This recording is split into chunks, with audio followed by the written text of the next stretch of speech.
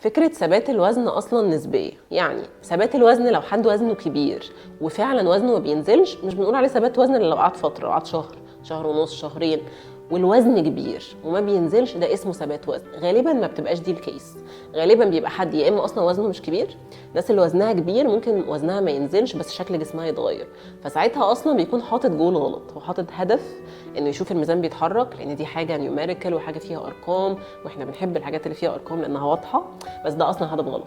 فممكن يكون هو بيشوف نتيجه بس هو حاطط نتيجه انه لازم تبقى ميزان، هو شايف نتيجه في حاجه تانية. او بقى لو حد وزنه كبير قوي غالبا هيكون بينزل، بس هتلاقيه مش بينزل بالسرعه اللي متوقعه. يعني معظم الناس مثلا لو لقت الميزان ما بيتحركش اسبوع بتقول ثبات، لو لقت الميزان نزل كيلو وراح راجع تاني بتقول ثبات، مع ان ده نورمال تماما، ده طبيعي تماما.